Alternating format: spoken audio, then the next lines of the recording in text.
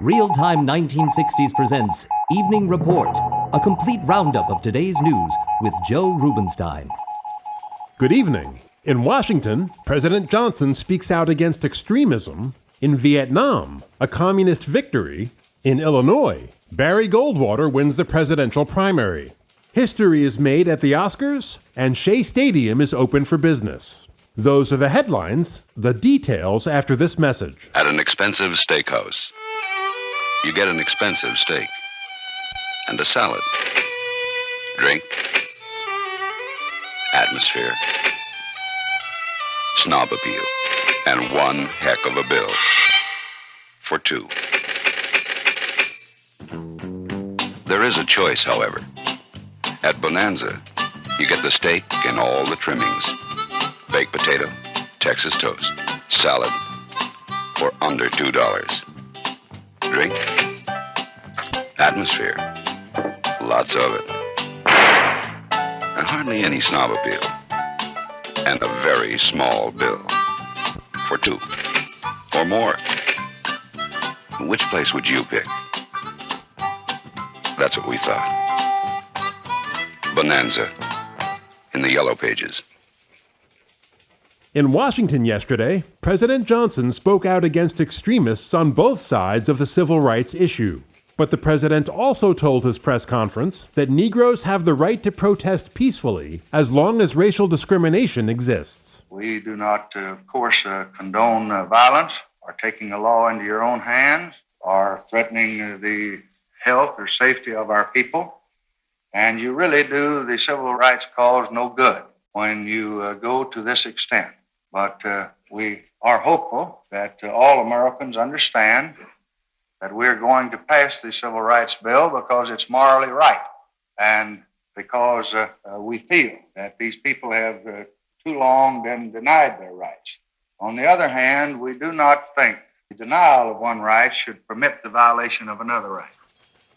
The president's remarks were prompted in part by reports of a plan by the Brooklyn chapter of the Congress of Racial Equality to create a stall-in. That is, to jam traffic to the opening of the New York World's Fair next Wednesday by deliberately stalling cars on the main roads. There are people who feel very strongly on both sides of this issue.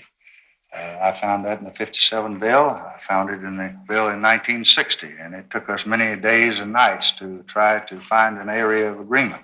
I only hope that we recognize that it's been 100 years since Abraham Lincoln freed the slaves of their chains. But he has not freed all the people of the bigotry that exists. And as long as those conditions exist in the country, we're going to have protests. And I hope, though, that the Congress will act with reasonable dispatch to bring those protests and bring those petitions and bring these disturbances from the streets and the alleys into the courts where they belong. On Wednesday, a 3-day battle on the communist-infested Ca Mau Peninsula in South Vietnam ended in defeat for government forces.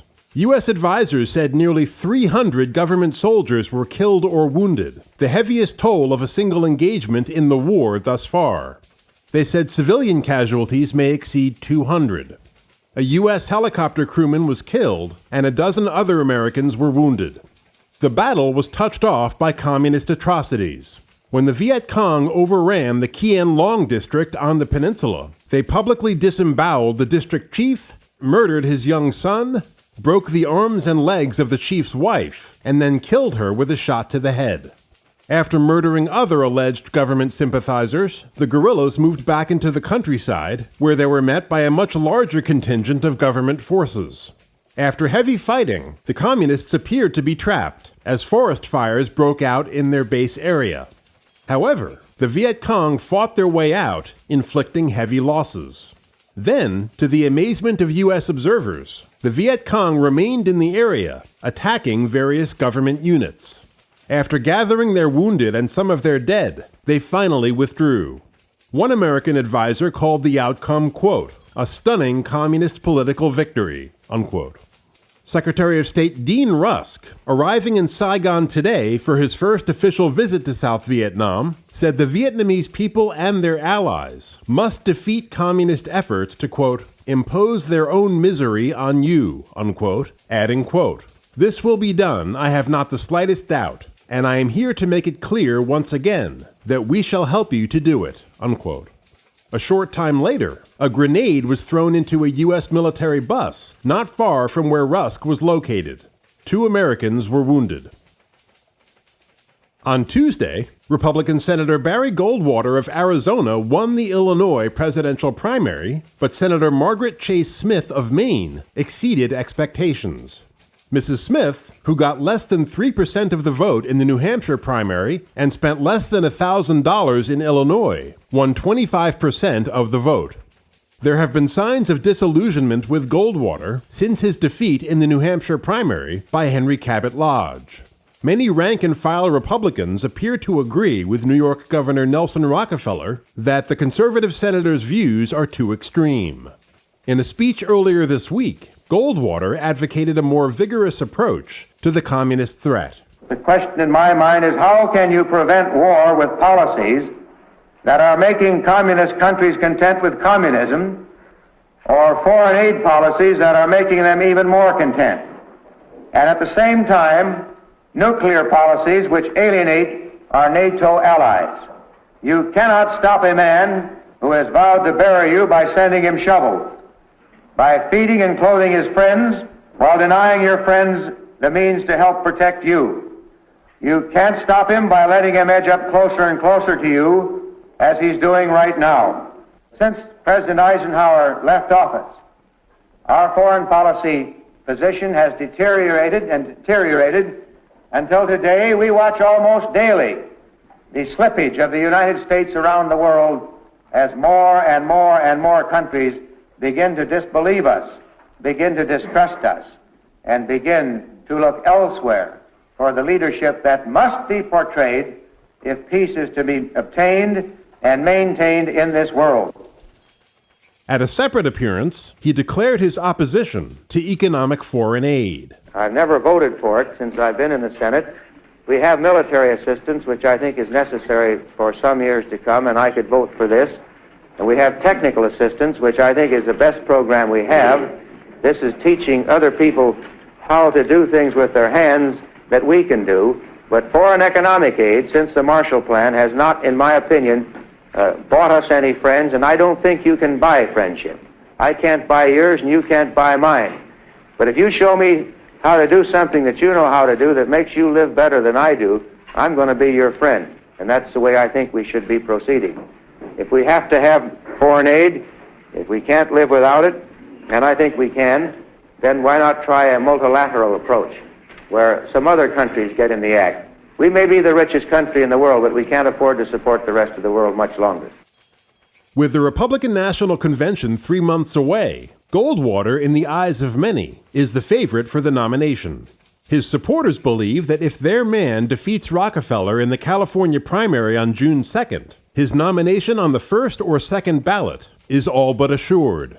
As of today, Goldwater forces claim roughly 450 convention votes. The magic number is 655. I'll have more news for you after this message. An elegant Bavarian cream torte. 1, 2, 3, 4. 4 layers. Now Pillsbury brings it to you in 2 new mixes. Bavarian cream yellow cake, Bavarian cream fluffy frosting. Bakes up so moist and high you can slice 2 layers to make this creamy 4-layer torte. You and these 2 new Pillsbury mixes make this Bavarian cream yellow cake. It's a party on a plate. Here again, Joe Rubenstein. In Jackson, Mississippi this afternoon, a second mistrial was declared in the murder case against Byron de la Beckwith, accused killer of civil rights leader Medgar Evers, after the all-white jury said it could not agree on a verdict.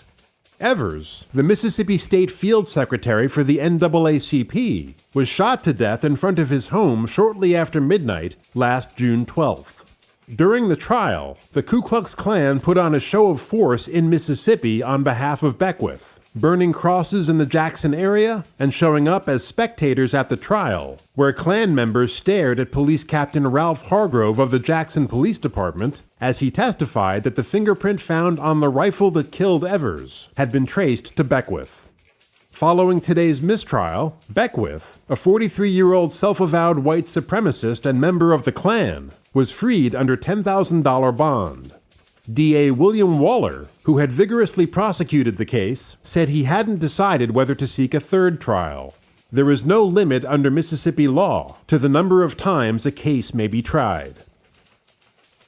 At the 36th annual Oscar ceremonies in Santa Monica Monday night, history was made when Anne Bancroft, who won the Best Actress award last year for her performance in The Miracle Worker, announced this year's Best Actor award. The nominees for the Best Performance by an Actor are Albert Finney in Tom Jones, Richard Harris in This Sporting Life, Rex Harrison in Cleopatra, Paul Newman in HUD, Sidney Poitier in Lilies of the Field. The winner is Sidney Poitier in Lilies. Sidney Poitier thus became the first Negro to win an Oscar for Best Performance by an Actor. He won it for his portrayal of the free-spirited Homer Smith, a traveling construction worker who builds a chapel in Arizona for a group of refugee nuns from East Germany. After leaping from his seat and taking the stage, Poitier appeared overcome with emotion as he addressed the audience. Because it is a long journey to this moment, I am naturally indebted to countless numbers of people, principally among whom are Ralph Nelson, James Poe, William Barrett, Martin Baum, and of course the members of the Academy. For all of them, all I can say is a very special thank you. Until Monday night, the only major Oscar awarded to a Negro was for Best Supporting Actress. That went to Hattie McDaniel, who played Vivian Lee's house slave in Gone with the Wind in 1939. While that triumph was hailed as a breakthrough at the time, Miss McDaniel's role in that film typified Hollywood stereotypes of the era, which usually restricted Negro actors to servant roles and often portrayed them as lazy, dim-witted, satisfied with lowly positions, or violent. On Tuesday, Poitier told newsmen that his achievement may help the situation, but, quote, "I don't believe my Oscar will be a sort of magic wand that will wipe away the restrictions on job opportunities for Negro actors," unquote. Other Academy Awards Monday night went to the producers of Tom Jones for Best Picture, to Patricia Neal for Best Actress in HUD, to Melvyn Douglas for Best Supporting Actor in HUD, to Margaret Rutherford for Best Supporting Actress in The VIPs, and to Tony Richardson for Best Director of Tom Jones. Sports, right after this. Every Sunday, the Summerfield kinfolks get together. They eat a hearty dinner. They talk things over. This Sunday, the subject is grits. Grits, the likes of which they'd never seen. Quaker quick grits. So very white. So very pure and white. So clean. Get together with Quaker quick grits. The Summerfields are still talking. At Fenway Park today, 19-year-old Red Sox rookie Tony Conigliaro hit a long home run as Boston beat the Chicago White Sox 4-1 in their home opener. The game was dedicated to the memory of President Kennedy, and the proceeds were donated to the Kennedy Memorial Library, set to be constructed at Harvard University. Massachusetts Governor Endicott Peabody relinquished the traditional honor of throwing out the first ball to Attorney General Robert F. Kennedy, who thanked Red Sox owner Tom Yawkey and the crowd on behalf of his family and the president's widow, Jacqueline Kennedy. In the second inning, the game was tied at 1 when Conigliaro stepped to the plate for the first time as a major leaguer in his hometown. A crowd that included many of his friends and family members looked on as Chicago right-hander Joel Horland delivered the first pitch to the youngster, a fastball. There's a drive by Conigliaro, and it is out of here. What a bomb he is. Conigliaro hits a home run, his first time at bat at Fenway Park. Boy, he really hit that one. This kid's got great power. And he gets a tremendous hand. What a thrill that must be for a 19-year-old boy who a year ago was playing high school baseball. Look at that smile on his face. Look at that smile. After 2 long months in spring training and his heroic debut today at Fenway, Tony went home to his parents' house in nearby Swampscott for a home-cooked Italian dinner of spaghetti, lasagna, ravioli, and chicken. Shea Stadium, the newest Major League ballpark, opened for business today, and a crowd of 50,312 watched the New York Mets fight their way to a typical 4-3 defeat at the hands of the Pirates. Bill Mazeroski, an old nemesis of Met manager Casey Stengel, knocked in Willie Stargell for the winning run in the 9th inning. Earlier, Stargell had hit the first ever Shea Stadium home run. During the contest, a WOR-TV reporter ventured into the stands to interview spectators. Why do you like the Mets? But the Mets, the team is supposed to be understood, you know? They are young, they are trying to make themselves understood. The fact that they lose and they come behind, and that's it. We're a good team, and above all, you know, we got years ahead of us. Excuse me, sir, why are you a Mets fan? I'm not. I came with my buddy. Is he a Mets fan? I doubt it. Excuse me, madam, do you like the Mets? Mets. Who likes the Mets? It's the ball team. Excuse me, sir, are you a Mets fan? Why don't you get lost? I'm trying to watch the ball game. As for the new park, it received good reviews, but there were a few gripes as well. About colossal traffic jams, planes from nearby LaGuardia Field that roared overhead, and confusion about seat locations and directions inside the stadium, which will continue until Shea becomes as familiar as Yankee Stadium, the Polo Grounds, and Ebbets Field. And finally tonight, the NBA Finals commence tomorrow night at Boston Garden, where Bill Russell and the Celtics will take on Wilt Chamberlain and the San Francisco Warriors. The Celtics are seeking their 6th consecutive NBA title.